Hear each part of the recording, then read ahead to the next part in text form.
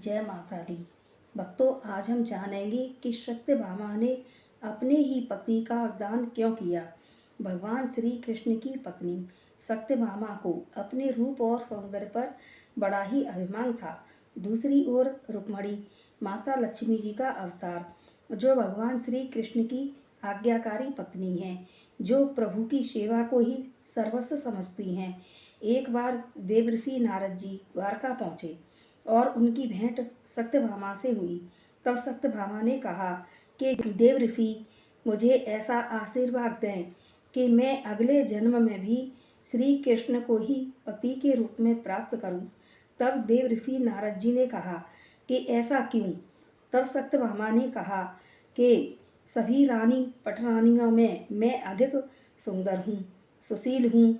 तब देवर्षि नारद जी बोले कि तब तो तुम्हें अपने पति श्री कृष्ण का ही दान करना पड़ेगा, क्योंकि कहते हैं कि जिस वस्तु का दान किया जाता है तो वही अगले जन्म में हमें प्राप्त होती है।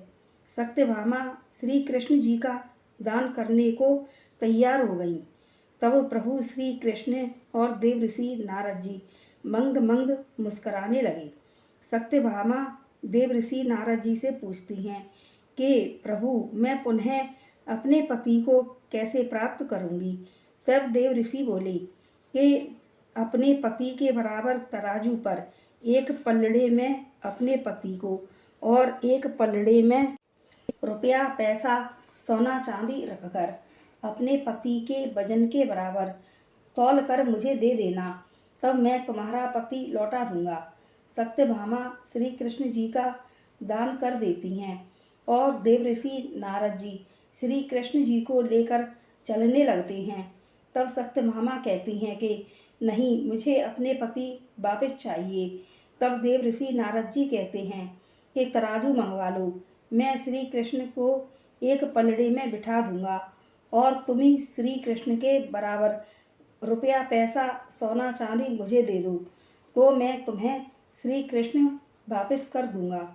तब सत्यभामा अहंकारवश तराजू मंगाती है और श्री कृष्ण को एक पलड़े में बिठाती है और दूसरे पलड़े में सोना हीरा जवाहरात खजाने का सारा पैसा रख देती है, पर पलड़ा ज्यों का त्यों रहता है।